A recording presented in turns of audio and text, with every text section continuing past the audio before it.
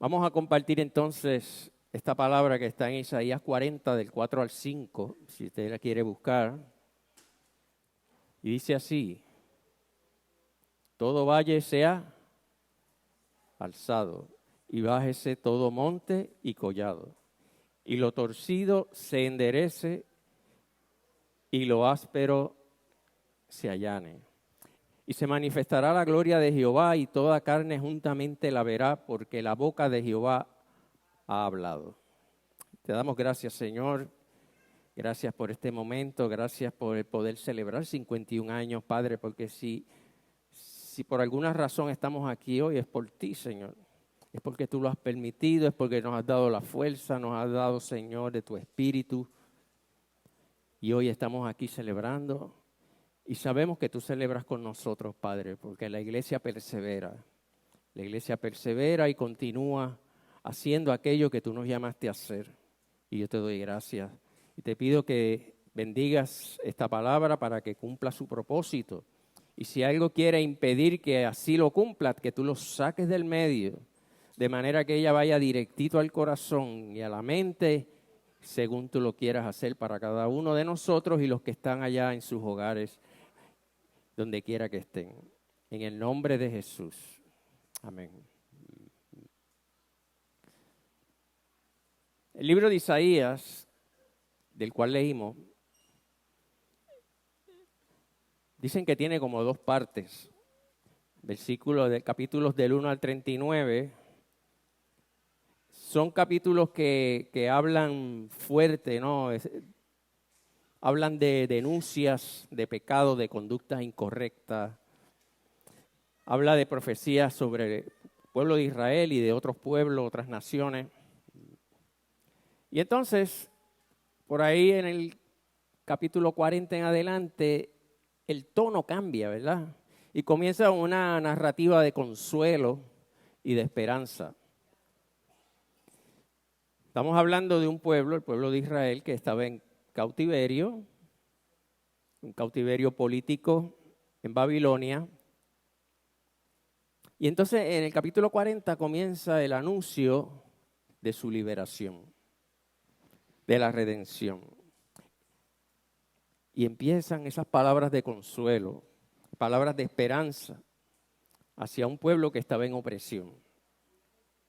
Y decía el profeta en el versículo 2, hablad al corazón de Jerusalén, decirle a voces que su tiempo es ya cumplido, que su pecado es perdonado, que doble ha recibido de la mano de Jehová por todos sus pecados. Y mire eso que interesante, doble ha recibido de la mano de Jehová. Sugiere lo que ahora nosotros hemos conocido en la gracia, que donde abunda el pecado, ¿qué pasa? Sobreabunda la gracia, ¿verdad?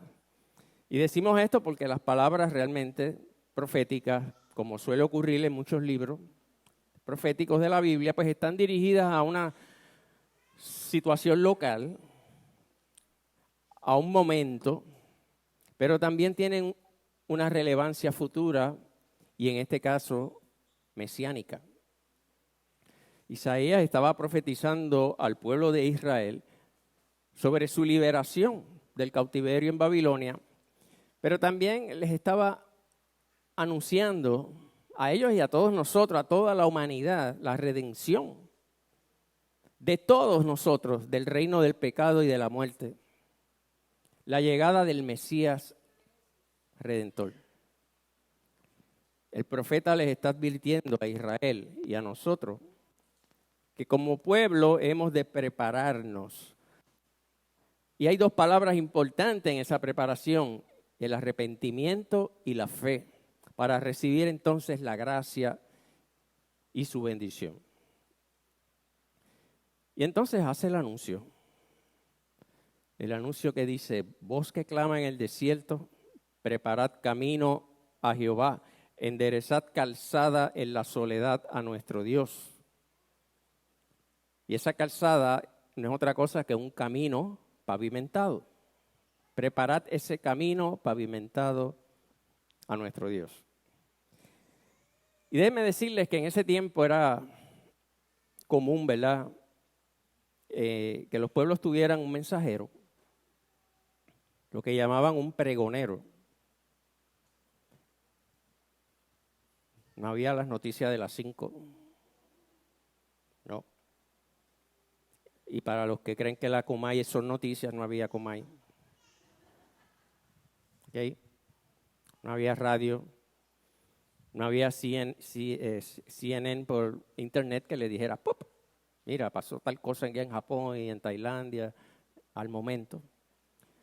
No habían esas cosas. Por lo tanto, habían mensajeros que llevaban noticias políticas, civiles a los habitantes de las ciudades. Y prácticamente cada pueblo, cada población tenía su pregonero que anunciaba las noticias importantes. Entonces Isaías profetiza la labor de un mensajero que clama desde el desierto sobre la preparación del camino. ¿Y sabe qué? Eso que leímos se cumplió literalmente. Mateo nos narra el cumplimiento de esa profecía. Mateo 3:1-3 dice, en aquellos días se presentó Juan el Bautista, predicando en el desierto de Judea. Decía, arrepiéntanse, palabra clave, ¿no? Porque el reino de los cielos está cerca. Juan era aquel de quien había escrito el profeta Isaías, voz de uno que grita en el desierto, preparen el camino para el Señor, háganle sendas derechas. ¿Y qué es esto de preparar el camino, verdad? Pero en ese tiempo la mayoría de los caminos, o lo que serían para nosotros las carreteras, no estaban acondicionadas. Bueno, ahora tampoco, ¿verdad? Se cree que están, pero usted le pregunta a su carro y el carro le dice, no está. Y cuando va al mecánico, el mecánico le dice, lo siento, tiene que cambiarle tal cosa, el shock absorber, el tren, aquello. Pues es otra historia. La cosa es que esos caminos normalmente pues no estaban acondicionados, no estaban preparados para el tránsito con ruedas, ¿verdad? Las carrozas y esas cosas. Pero sí existían algunos que le llamaban caminos de carros, que estaban preparados para el transporte con ruedas. Y estos caminos eran custodiados, ¿verdad? Eran nivelados, palabra importante ahí, ¿verdad? Eran nivelados y eran mantenidos constantemente. Y en el caso especial de la llegada de un dignatario, entiéndase un rey, estos caminos eran preparados para que él pudiera venir con sus transportes y no hubiera problema, ¿verdad? Y pudiera pasar sin problemas. Y para eso, pues, cogían los caminos, los nivelaban, los allanaban, porque tú sabes, era una cosa así, ¿verdad? Y entonces los allanaban, los nivelaban, arreglaban lo áspero, ¿verdad? Y trataban de hacer caminos rectos en vez de caminos torcidos. ¿Para qué? Para la llegada del rey. Entonces el profeta nos da el anuncio de esa preparación de la llegada del rey. Y dice, todo valle sea alzado y bájese todo monte y collado y lo torcido se enderece y lo áspero se allane y se manifestará que el rey, la gloria de Jehová y toda carne juntamente la verá porque la boca de Jehová ha hablado. Es la noticia de la llegada del rey, ¿verdad? Y cómo preparar el camino.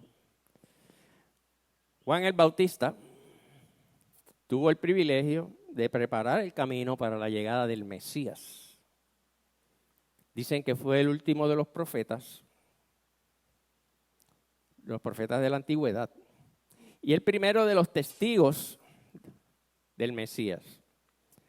Y ese privilegio se le concedió a una persona que tenía un carácter muy particular. Yo no sé si usted ha leído sobre Juan el Bautista y ha visto como su historia, ¿no? Pero si vamos a resumir las cualidades que vemos en la Escritura sobre Juan el Bautista, pues diríamos algunas de estas que están ahí escritas. Diríamos que él fue una persona fiel fiel al llamado de Dios a su vida, totalmente fiel a ese llamado. Diríamos que estaba enfocado en su misión. Podía haber hecho 1000 cosas, pero él estaba enfocado en la misión que dio el Señor. Diríamos que es una persona obediente, porque obviamente fue obediente hasta la muerte. Diríamos que es apartado para Dios, porque su vida fue así. Su vida fue una vida bien consagrada en muchos aspectos.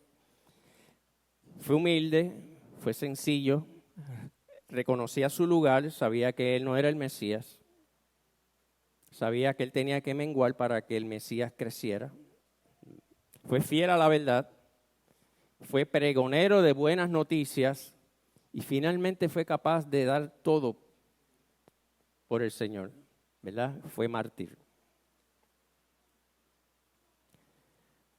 ¿Y a dónde queremos llegar con esto? Bueno, la misión de Juan el Bautista es similar, diría yo, a la misión de la iglesia.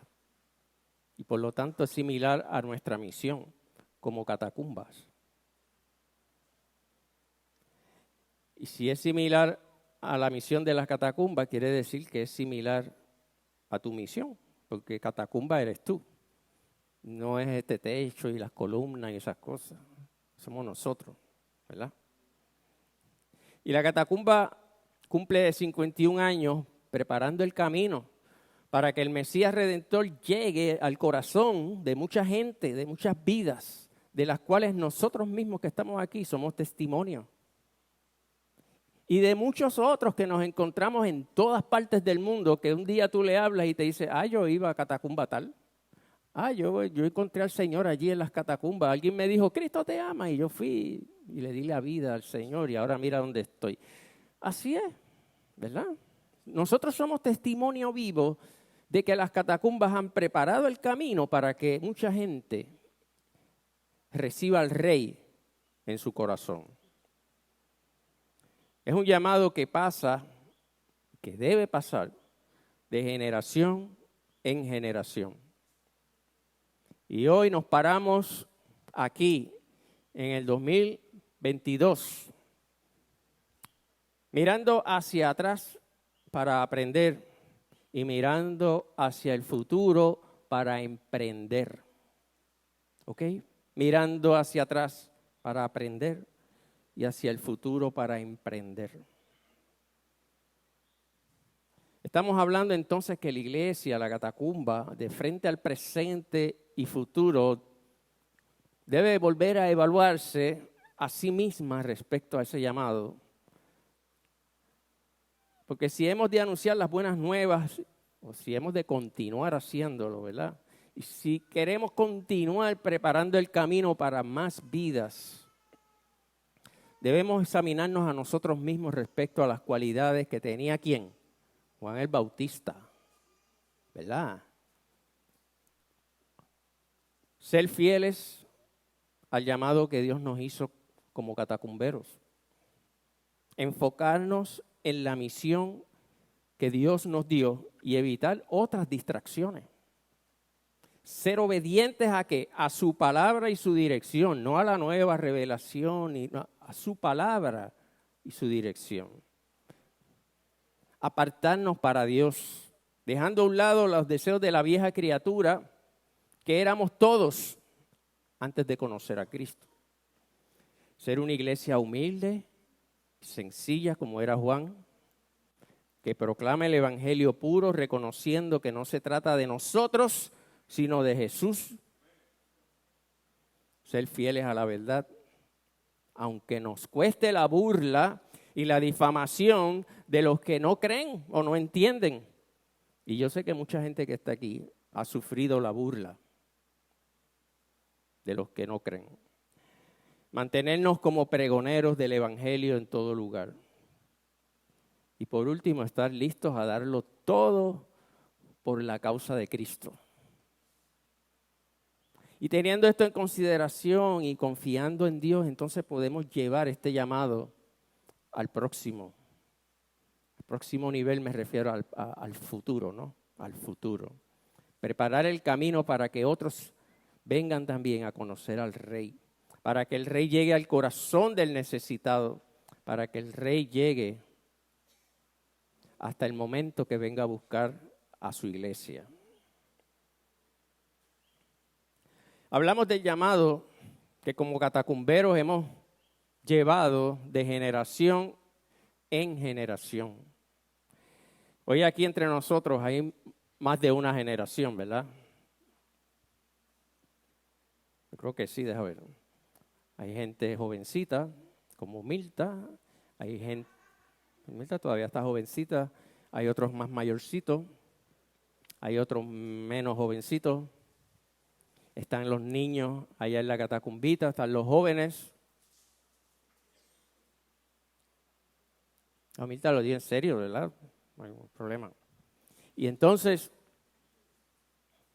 aquí entre nosotros tenemos esas diferentes generaciones. Y lo que Dios puso en el corazón de nuestra primera generación de catacumberos, lo hemos transmitido a una segunda generación y está en caminos de una tercera. Y debemos siempre pensar en términos de por lo menos 3 generaciones. Usualmente uno piensa, voy a pasar el mensaje a la próxima generación y lo pasa. Pero también hay que enseñarle a la próxima generación a que tiene que pasar el mensaje a la tercera, ¿verdad? Porque a Moisés le pasó que enseñó a Josué, pero Josué no le enseñó a Josué que tenía que pasar el mensaje a la tercera y después de Josué las cosas se pusieron difíciles. Nosotros siempre debemos pensar en términos de por lo menos 3 generaciones. Y como dice la palabra, ¿verdad? A tus hijos y a los hijos de tus hijos. Así que ahora se levantan niños, como Lucas que estuvo tocando aquí. Se levantan jóvenes, mientras los demás experiencias menguamos para que ellos crezcan. ¿Les espera un camino difícil? Sí. Pero confiamos que para este tiempo Dios los llamó. Yo creo que sí. Primero porque el poder de Dios no cambia. El mismo poder que trajo a las catacumbas a cumplir 51 años estará en ellos para que cumplan más años. ¿Tú sabes lo que dijo? Lucas no está aquí, ¿verdad? ¿Sabes lo que dijo Lucas? Ayer fue, el viernes. Le dijo a mi esposa Gojin, ¿sabe qué? Cuando la catacumba cumpla 60 años, yo voy a coordinar ese aniversario.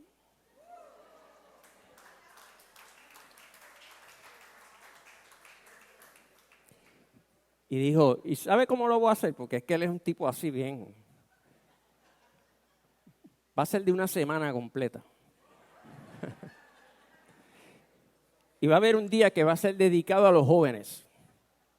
Y otro día a los niños. Y otro día a la iglesia completa. Él lo tiene ya planificado. Porque a esa edad, a 60, ya yo voy a tener 19 años, ya yo lo puedo hacer. Pues esa es la idea, ¿no? El poder de Dios va a estar con ellos como ha estado con nosotros.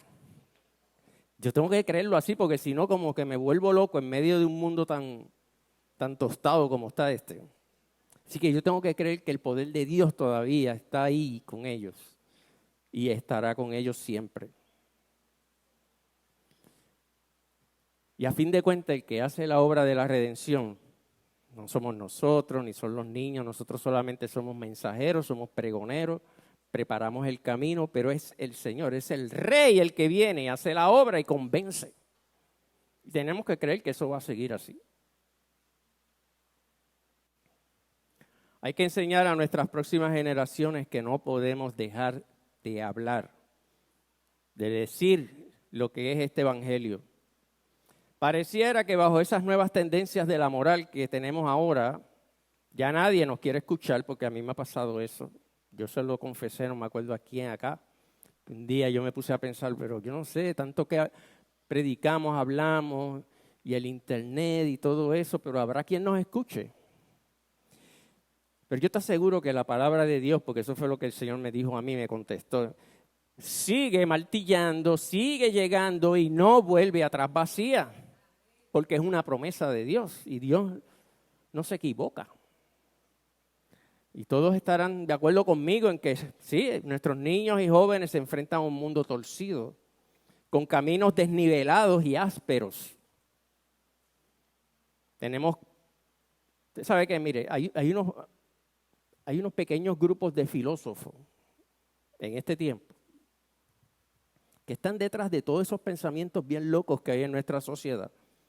La gente a veces no se da cuenta, lo único que hace es como repetir lo que dice el otro porque suena bonito y lo siguen repitiendo y se hace como una moda, ¿verdad?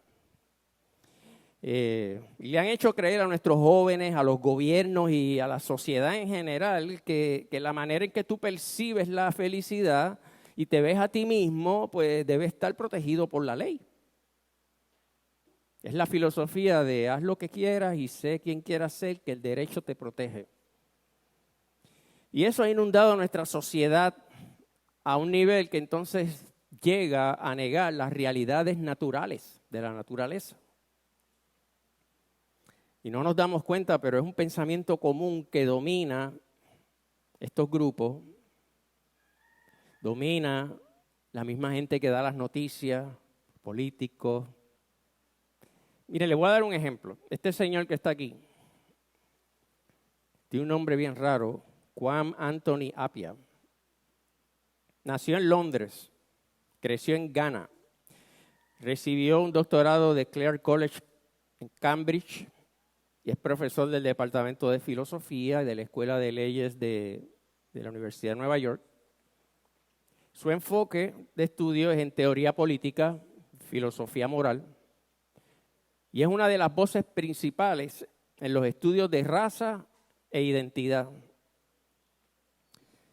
Y ahí te puede leer más o menos de par de libros que él tiene, cuál es el resumen de su pensamiento. Él dice, la raza biológica, o sea, natural, es conceptualmente problemática y argumenta que tales nociones de identidad grupal, como la raza, la religión, el género y la sexualidad, dañan al individuo al simplificar en exceso su identidad y restringir su libertad. ¿Okay? Entonces, como él hay muchos que hablan de este tipo de cosas y se oye bonito, la gente lo cree, es un doctor y está en la universidad y se sigue regando y lo siguen repitiendo. ¿Y qué van a hacer nuestros niños y nuestros jóvenes al exponerse a este tipo de ideologías, ¿verdad? De pensamiento? Cuando sus amigos mismos le digan, mira, echa para acá que te voy a explicar cómo es que son las cosas.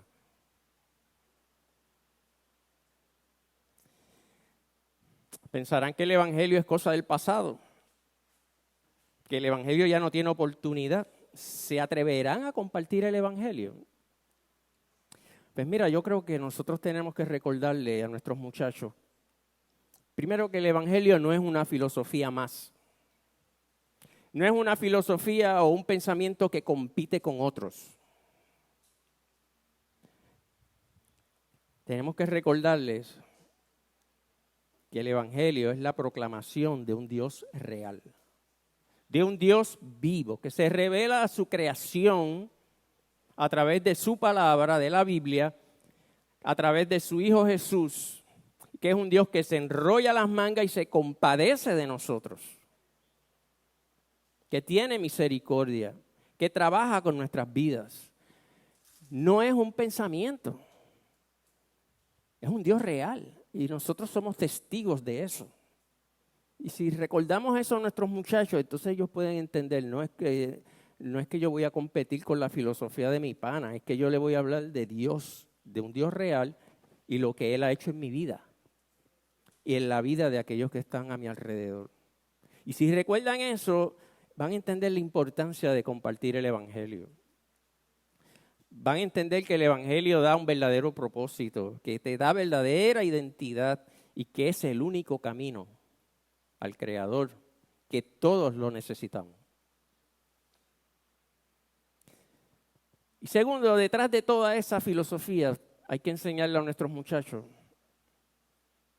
que hay un corazón que se pregunta el significado de la vida, que en medio de la multitud se siente solo, que piensa que no tiene propósito, que piensa que no tiene esperanza, que hay que gastar millones y millones y millones de dólares en enviar asuntos al espacio, maquinaria al espacio, para poder entender y determinar de dónde venimos.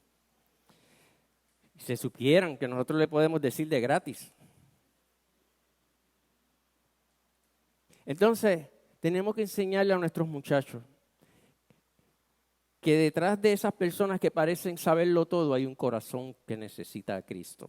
¿Y cómo nosotros sabemos eso? Porque nosotros vivimos eso, porque nosotros nos creíamos que éramos la gran cosa, pero sabemos que adentro faltaba algo. ¿Y quién lo llenó? Cristo, es el único. Es el único. El dador de la vida. Hay que continuar preparando el camino para que el Rey llegue al corazón, transforme la mente. ¿Cuánta gente nos estará escuchando hoy que saben de Dios pero todavía no lo conocen? No tienen una relación con Él. Este mensaje a través de los medios nos da la bendición de poder llegar a cientos y cientos de sitios. El otro día vi saludos de New Jersey, visto saludos de Colombia, visto saludos de un sitio allá en Asia, unos misioneros que hay allá. Entonces, pues mira cuánta gente le llegará este mensaje que realmente saben de Dios pero todavía no le conocen. Tenemos que seguir hablando de esto.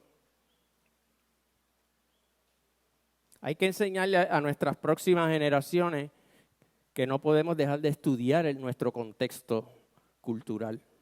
El mundo en que vivimos, la manera en que la gente ahora esconde su necesidad.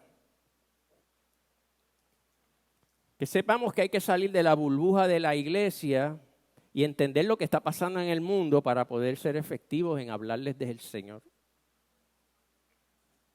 Sin contaminarnos. Tenemos que enseñarle a nuestros jóvenes a contextualizar la misión de la iglesia según el tiempo que les ha tocado pregonar el evangelio y preparar el camino. Les tocará a ellos idear nuevas estrategias y nosotros a decir, ¿qué es eso? Eso está bien loco, pero bueno, porque así es, nosotros ya pensamos de otra manera, ellos tienen otras locuras que quieren hacer. Siempre y cuando, ¿verdad?, sean fieles a lo que creemos. Les tocará a ellos idear nuevas estrategias. Pues vamos a enseñarles que lo pueden hacer sin perder la fidelidad al Evangelio. Ellos seguirán teniendo el reto que nosotros tuvimos, el reto de Juan el Bautista. Preparar el camino para que sus amigos, para que su familia, sus conocidos reciban al Rey de Reyes como Señor de sus vidas. ¿Y cómo hemos de preparar ese camino espiritual? ¿Cómo prepararemos para el Señor un pueblo bien dispuesto? Y ya con esto resumo para concluir. Primeramente, la palabra clave que dijimos al principio en la proclamación de Juan el Bautista es el arrepentimiento. Tenemos que reconocer nuestro lugar, tenemos que reconocer que sin Dios no podemos, tenemos que reconocer nuestro pecado y así pregonar al mundo que el mundo entero está en pecado, que no es una cuestión de que, es que como tú haces eso, pues tú eres pecador. No, es que todos somos pecadores. Y es que yo también resbalo y peco. Y entonces yo necesito la gracia de Dios y la única manera es que tengo que ir a un arrepentimiento de mi pecado. Tenemos que seguir enseñándoles la importancia del arrepentimiento comenzando por la casa. Segundo, una cosa muy importante, una estrategia que por muchos años le hemos enseñado a nuestros misioneros, hay que conectarse. Este mundo que vivimos es un mundo que necesita de conexión de gente, ¿ok? Conectarse con la gente es fundamental. Compartir la historia de nuestra vida es importante. Vivir el evangelio es esencial.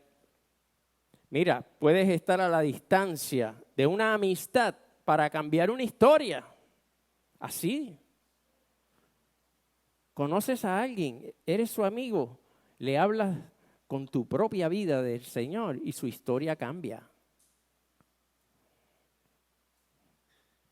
Venimos a la iglesia y decimos, pon tu mirada en Cristo, pero eso no quiere decir que entonces nos tenemos que aislar de los demás.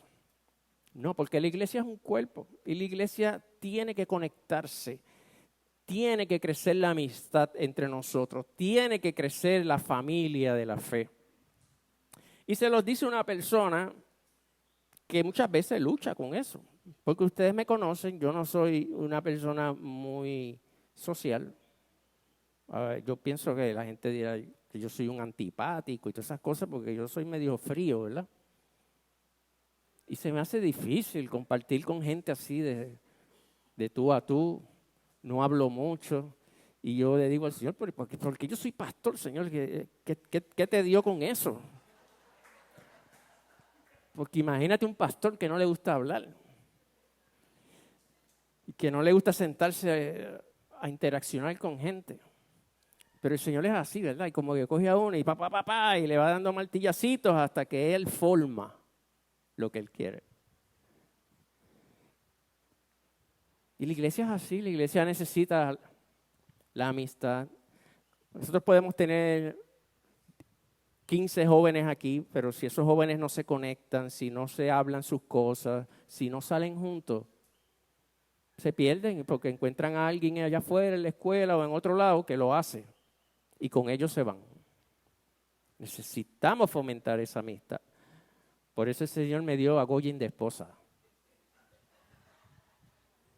Para que Goyin me ayude en esa área social.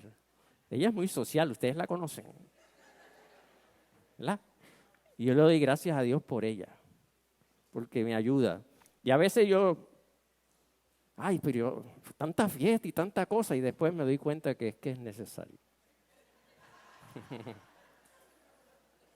¿Verdad?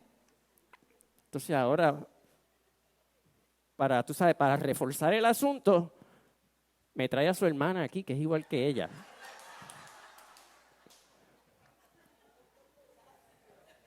Así también. Pues yo la quiero mucho porque me ayudan a mí. Me ayudan. Así es el Señor, ¿verdad? Así que hay que conectarse. Hay que conectarse. Dijimos primero, arrepentimos, ordenamos nuestra vida con Dios, nos conectamos con la gente, creemos entonces. Tercero, creemos que podemos preparar camino para que otros reciban al Rey. No podemos dudar de eso. Aunque las cosas en el mundo se vean feas, tenemos que seguir creyendo. ¿Verdad? Y si lo creemos, pues vamos a ver cómo los valles serán alzados. ¿Cuáles valles? Los valles del temor, de la depresión, de la ansiedad, de la desconfianza, de la duda, de la falta de propósito. Todos esos valles van a ser levantados. Y serán rellenados por el consuelo, por la seguridad, por la identidad y el propósito que Dios da en nuestra vida. Si lo creemos, veremos los montes ser allanados. ¿Cuáles montes? Los montes del orgullo, de la autosuficiencia, de la idolatría del yo. Serán allanados por la transformación de Cristo. Si lo creemos, veremos los caminos ásperos y torcidos ser limados y enderezados. ¿Cuáles caminos? Los caminos del prejuicio contra la iglesia, la palabra y la verdad del evangelio. Serán limados y serán enderezados por la transformación de la mente cuando conoces a Cristo. Dice el profeta en el versículo 5 de ese capítulo 40, que entonces se manifestará la gloria de Jehová y toda carne juntamente la verá porque la boca de Jehová ha hablado. Y todo el que acepta ese llamado recibe esa bendición. Cuando eso pasa, vemos que los matrimonios cambian, que las familias cambian, que las comunidades cambian para bien. Y entonces por eso es importante nuestro cuarto punto último, y es que hay que atreverse. Hay que atreverse, tenemos que motivar a nuestra próxima generación a que se atreva a hablar, a proclamar el Evangelio como lo hizo Juan el Bautista. Versículo 9 de ese capítulo 40 dice: súbete sobre un monte alto, anunciadora de Sión, levanta fuertemente tu voz, anunciadora de Jerusalén, levántala, no temas, di a las ciudades de Judá, ved aquí al Dios vuestro. He aquí que Jehová el Señor vendrá con poder y su brazo señoreará. He aquí que su recompensa viene con él y su paga delante de su rostro. Como pastor apacentará su rebaño, en su brazo llevará los corderos y en su seno los llevará, pastoreará suavemente a las recién paridas. Hay que anunciarlo, hay que atreverse, hay que enseñarles que a pesar de cómo vean las cosas, el Señor sigue siendo Dios Todopoderoso y nos podemos atrever con el respaldo del Señor. Y sabemos que no va a ser fácil el camino que le toca preparar a nuestra próxima generación, pero los vamos a alentar y vamos a orar por ellos. Amén. Por esos muchachos, por esos niños. Y en medio de toda esta sociedad torcida, vamos a ver personas, familiares, amigos, encontrando la salvación, la vida, la paz que solamente Cristo puede dar. Y termino este mensaje